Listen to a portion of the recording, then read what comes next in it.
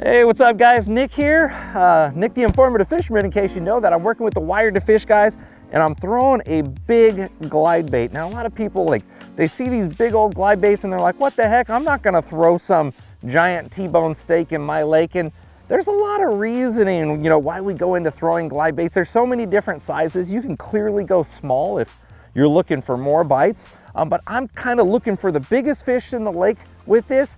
And I'm not necessarily always looking to be catching fish on this. Glide baits are very mesmerizing to bass. The wider a bait goes and the bigger the profile, the more often they're gonna follow it. So it's a really cool visual indicator. If you got a pile of rocks, you don't really know what lives on the other side of that. You throw this, cruises by, a lot of the time they're gonna follow it. So you learn a lot of new big fish spots just by throwing these guys. That's why a lot of us are throwing big glide baits. The cleaner the water, the better a glide bait's gonna work. And they work down into the upper 40s. So it's a fantastic way to get good visual indications on where those bass live. You don't always need to throw a 9-inch Magnum like this here. They have a 7.2 size. It's really convenient for people to catch fish all across the country. I live in Northern California. We're out here in Florida today, and these are two big fish spots, but I'm gonna say if you just wanna get into glide baiting, pick up like a 7-inch size glide bait. No matter what you get, you're gonna have a lot of fun with it. Let's go into some casting tips and some retrieves for you guys that I think will help you out. You can see that we're about 20 feet off the bank right here. I'm actually scooting in. I'm looking for a grass line. I always wanna parallel something and keep that glide bait up nice and tight to it. Give them the opportunity to come out and strike it. I don't want to encourage them to swim out a country mile to try to get the thing. So once I start seeing that visual weed line, I'm going to try to turn the boat here. Usually the fish are looking upwind, but it's a windy day, so we're going to use the wind to our advantage and save on some trolling motor batteries. Side tip for you. All right, I'm going to bomb that big glide bait. I want to make a long cast. And when you're throwing a heavy swim bait, don't throw from your shoulder. You want to kind of just put it on your hip and just lob it out there. The bait's heavy enough to where you don't need to force a bunch of pressure into it.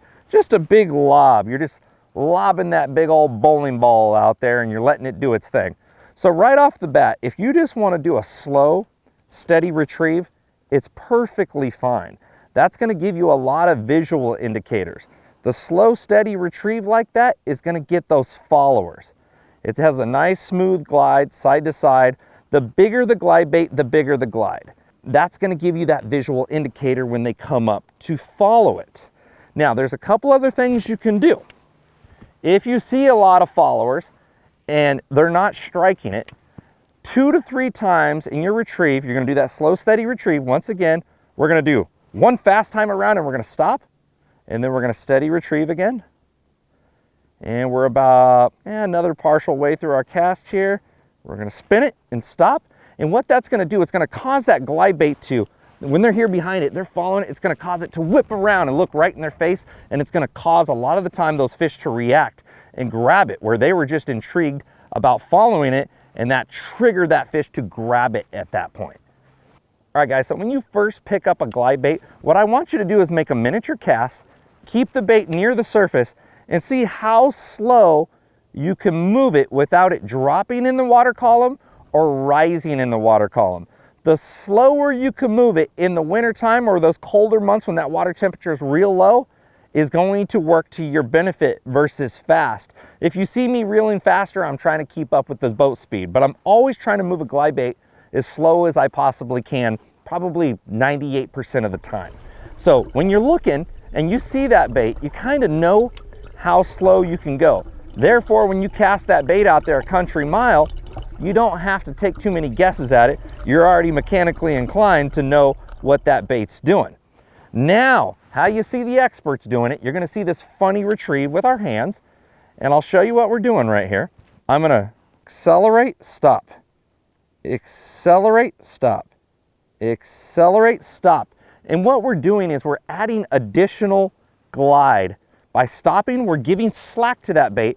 It's going out, then we're accelerating and stopping, and it's going out extra wide. And that extra wide has a lot more drawing power to pull fish from farther away or from deeper up. So if you see that going on, usually we don't have good visual indication on bass following, and we're trying to draw more fish in to figure out where they are or trigger an additional strike with that extra wide glide.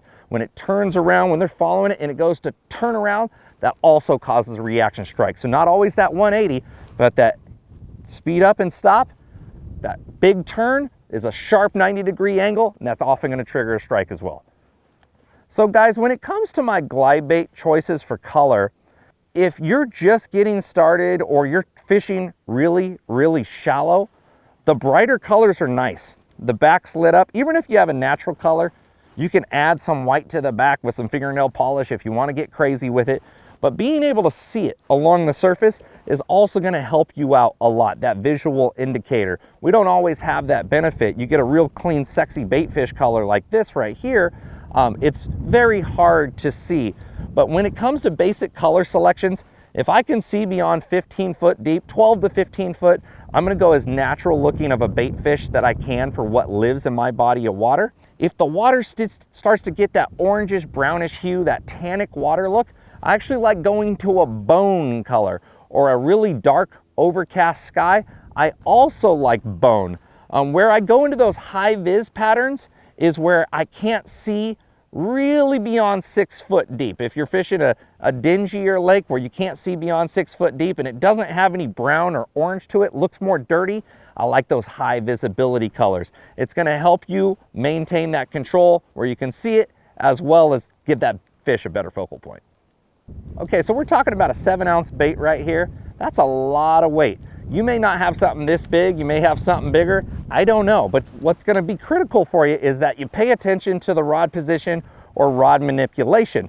Me, I like to just keep the rod not straight at the bait, slightly off to the side, and I do everything with the reel. You're gonna see a lot of guys go to it and pulse down, and that's how they're familiar with making the bait glide really wide. And if that's what you prefer, by all means. I like to do it strictly with the reel. Therefore, my rod position is ready. When I have a grab, I'm gonna go a big, deep sweep hook set. I'm gonna put a lot of leverage on that hook set, and therefore, when that bait is out there and I hook that big fish, I'm already in this position. Now I'm here, I have that rod loaded up, and I want to keep my rod tip very low. I don't want them to leverage a big bait. Oftentimes I will put my rod tip right on the water or slightly under, and you have to keep that fish moving to the boat. Keep the forward momentum going the whole time. Have your buddy ready with the net, or you can do that hero thing and boat flip them, but you may not want to lose a fish of a lifetime, so be cautious. All right, guys, you may be wondering what the heck type of gear am I throwing on a monster like this? Well, when it comes to my big glide baits, I've gone with 10-inch plus glide baits on 25-pound fluorocarbon. The reason why I'm using fluorocarbon, it has very low stretch. It's virtually invisible to the fish. This is a visual game. They are physically following this bait and looking very close. So I like 100% fluorocarbon, 25 on my 10-inch plus baits. I go below 10 to 7-inch, I like 20-pound. If I go to that below 7-inch, I like 15-pound fluorocarbon.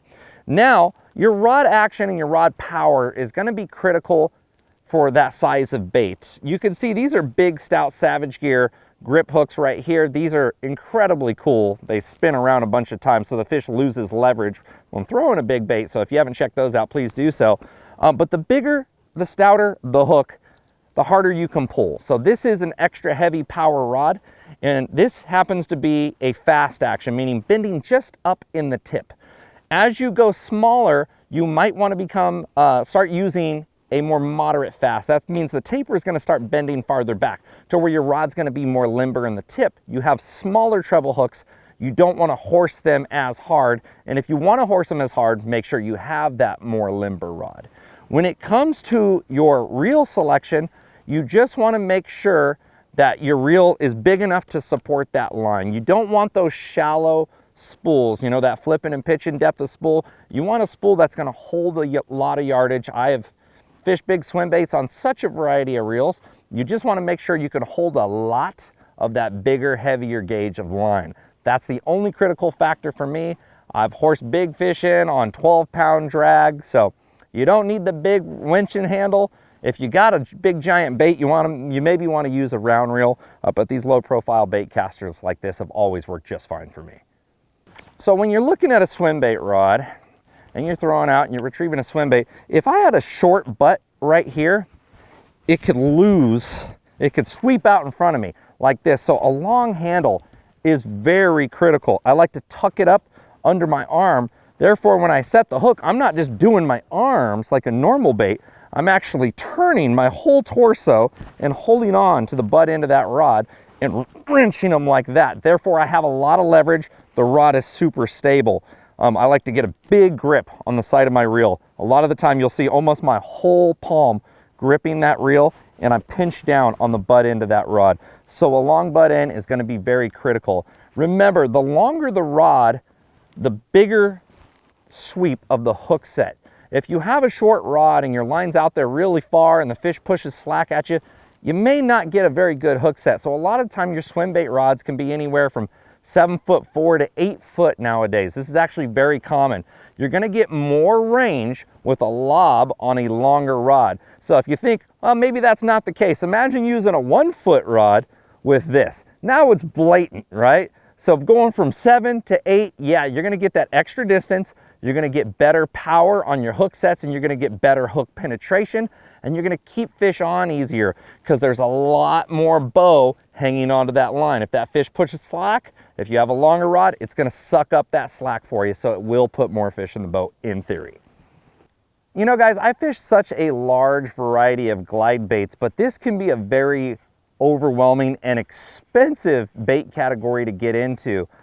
So one thing you may want to look at is not breaking the bank right away. I own glide baits up to nearly $1,000, but this one I'm fishing here today, this is the Savage Gear Magnum Shine Glide. This is a 9-inch bait. That is a beautiful bait for the price point to get you out there winging for the big ones. So, you know, a lot of the time guys are fishing big swim baits and big glide baits out on these bigger rocky lakes, but you can fish them on farm ponds, shallow grassy lakes.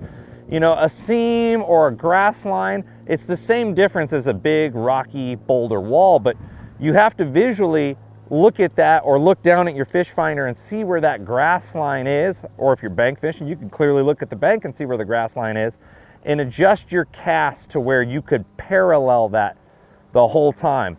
When they're tracking a glide bait, they're wanting some sort of trap point, unless you're doing some tricky middle of the water column stuff. They want to pin it against the bank, pin it against the surface, trap it into some grass, or smack it up against a tree or a wall. So you're always trying to keep your glide bait parallel to that structure or cover that they're hiding in, and it also gives them a fantastic opportunity to pin it up against something, which is going to increase the odds of them executing on your glide. So one thing I'm going to do a lot is you're going to see me work my glide bait right near the surface, and I'm looking for a visual indicator. I'm looking for a dark silhouette of a fish tracking it. It's going to let me know if they're down deep, if they're right behind it, and I kind of know where they're coming out of that structure or cover at that point, to where it's going to give me a better idea. Are they deeper? I can hesitate my glide bait a little bit on the initial cast, let it get down there a little bit deeper, maybe encourage them to grab it instead of them making, you know, such a long trip to go and get it. So I always like to work it within the first foot of the water on a cast. If I see a lot of follows, of course I'm going to repeat that cast. If they're real close, I'm going to do something tricky with the reel. I'm going to speed up real quick and hesitate, and that glide bait's going to turn back around. We call it the 180, where it turns around, looks at the fish. Oftentimes it'll trigger that reaction instinct that those big bass have to grab it at that point. But a glide bait moving side to side is very mesmerizing to them, and they tend to always follow it whether they're hungry or not. So on this lake right here, you can see the water's pretty clear. We have a lot of hydrilla right off the bank right here, and it's consistently 6 to 10 feet, and then you have these points in the hydrilla, and the wind's coming towards us here. We're always wanting to kind of keep our bow facing into the wind. It's going to give us good boat control, and the bass tend to look into the wind. So these little hydrilla points that are sticking out here, these bass are going to sit right behind them. These are little ambush points. We have 1, 2, 3 right here, and I wanted to overcast these and bring that glide bait right across the face of those ambush points. That bass sees it right there, he's going to trigger immediately, or he's going to follow off. I'm going to get that key indicator and use my glide bait as a search bait, maybe come back later on and pick them off with another choice. I'm using it primarily to find fish, and every now and then I get the big giant on it. And all of our clear lakes in California, a lot of the time these fish are just going to follow it out, and you can see right where they live. They'll turn back around. There's a 4-pounder turning right back around, going down right here. Now I know that fish is headed back to the edge of this weed line. That fish had no idea that I was right here. That fish was following my bait, lost interest, turned around. So now I have a good idea that there's a 4-pounder living right here. I may be able to come back in 30 or 40 minutes and throw a worm or a jig or a little swim bait by there, something that's gonna appeal to that fish at that time. But I now visually located a fish to whereas maybe you came by on side imaging and you just seen a weed line, you may guess that there's fish in that weed line, but now I'm 100% positive because they tracked this glide bait out. I know a 4-pounder's right there.